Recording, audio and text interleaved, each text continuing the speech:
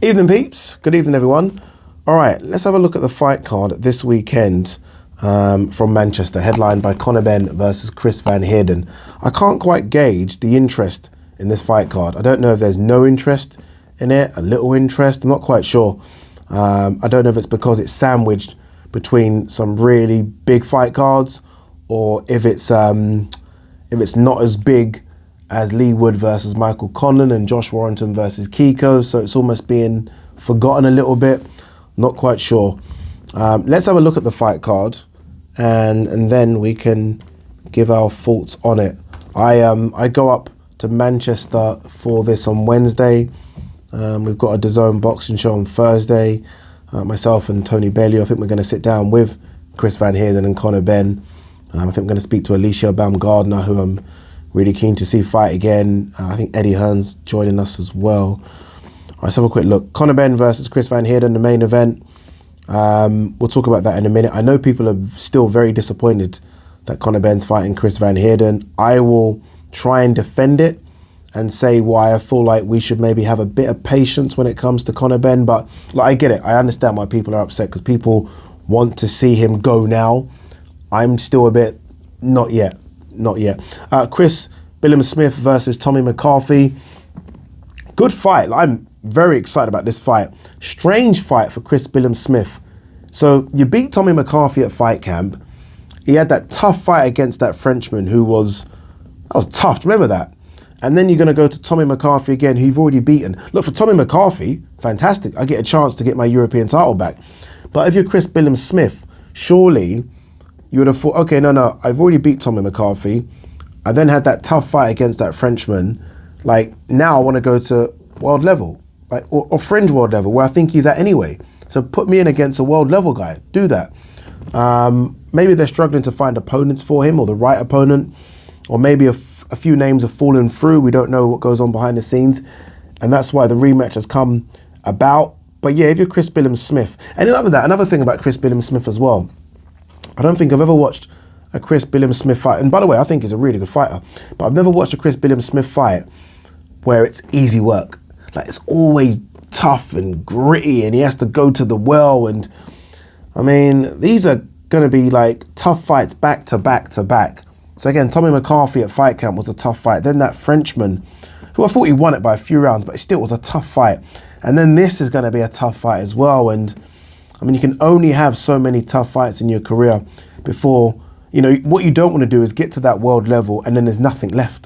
Do you know what I mean? Because you've already had wars at British and European level. So look, good to see him fighting again. Good to see this matchup, but I just find it quite a strange one if you're Chris Billam-Smith. Alicia Baumgardner, she takes on Edith Matisse. Matisse has lost 11 times, has fought for a world title before, but she's nowhere near the level of a Baumgardner. Of Matisse's 17 wins, just one of those have come by knockout. So if she hasn't got the power to hurt Baumgardner, and I think we all saw against Terry Harper, Baumgardner could box as well. You put all your money on Baumgardner. It would be the upset of all upsets if she lost. Jordan Thompson, the cruiserweight who they're trying to build, I think doing quite a good job as well. He takes on Mariano Godino. Cyrus Patterson takes on Alexei Tuktarov. Thomas Whittaker Hart. All these other fights are going to be before the bell. Campbell Hatton, Luke Evans, Jack Cullen, James Metcalf. James Metcalf's actually got a fight against Kerman Haraja, that crazy Spanish fighter, next month. So this is obviously just a sort of, I don't know, sort of maybe dust off the cobwebs. So, you know, you want to fight as opposed to a spar. You know, you want your hands gloved, you want to do that ring walk, so maybe it's just a case of him doing that. Look, it's not the thickest fight card. Let's not beat around the bush. It's not. I'm trying to think of, you know, what is like going to be the fight of the night here. It's probably going to be Chris Billam-Smith versus Tommy McCarthy. Although, look, you never know how CONOR BENN versus Chris Van Heerden will turn out. Conor should get the job done, right? I mean, and this should be his last fight against this type of opposition. And what I mean by that is that you could probably group Formella, Vargas, Granados, Algieri and Van Heerden all together. And this is the final one, and I think it will be the final one. Again, I said this to you, and hopefully I'm not out of line or out, you know, for saying it. Conor Benn thought it was going to be Kell Brook next. I saw Conor Benn, I was with my friend, he came up to me and he said, look, we're close. So I think they were very close to making the Kell Brook fight, and then it just didn't happen for whatever reasons. We're hearing money, it could be Kell Brook wants to fight Eubank Jr. So that's kind of what they wanted. And in the end, they've got Van Heerden. You look at Van Heerden's record, and Van Heerden has been in there on some good names. Obviously, Jaron Ennis last time, a clash of heads, so that fight ended quickly, way back against Errol Spence. So he's Matthew Hatton in 2013, Jesus Christ. I don't think Van Heerden's, I'm trying to think of what Van Heerden is. Is he a British level fighter? Probably is. Probably, I was going to say European level, probably a British level fighter. Is tough. This ain't going to be easy work for Conor Benn. I mean, Conor Benn can't afford no slip-ups. He can't afford to look shit. He needs, this is the stage now where these kind of guys, he needs to destroy them. And I think he will destroy Van Heerden. I ask for a bit of patience when it comes to Conor Benn, just because I know everyone wants to see him go. We want to see him. I mean, people always chuck names out. He should be fighting an Avanesian, he should be fighting Kavialaskas, he should be fighting this person, that person.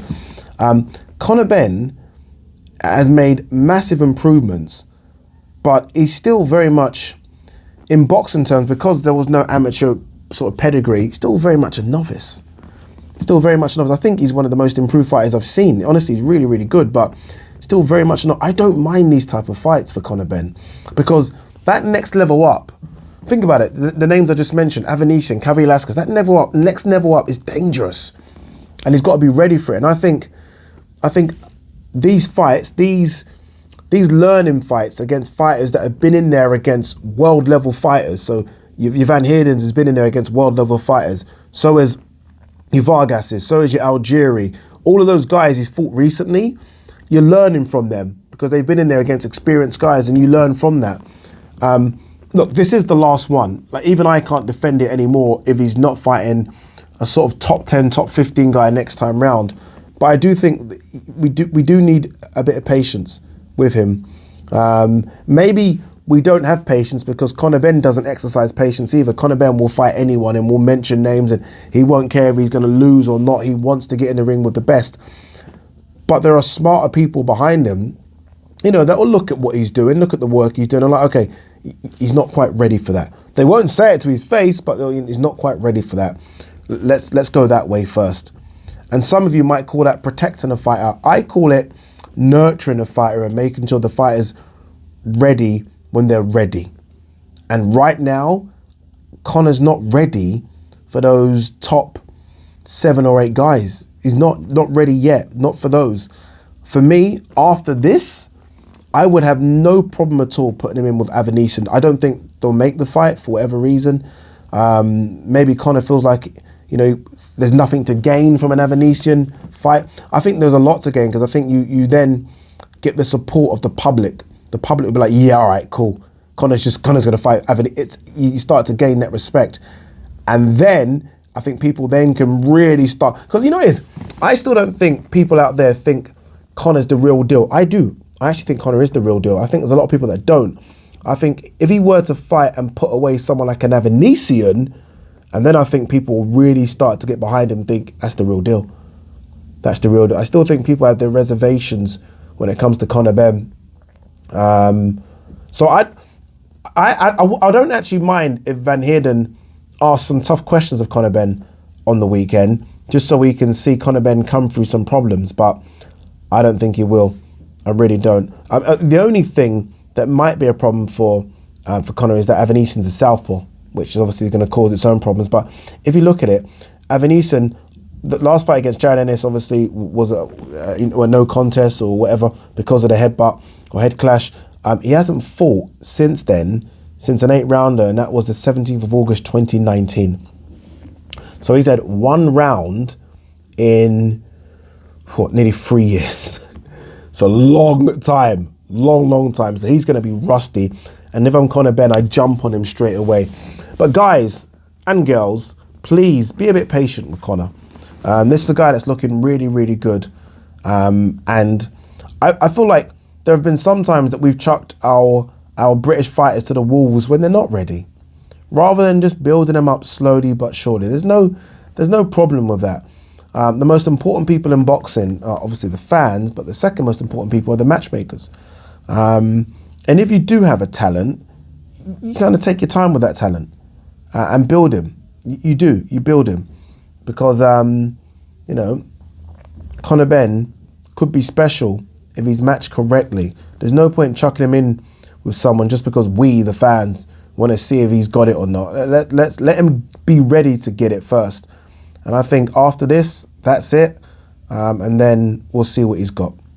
After this, like I can't come on here and defend it.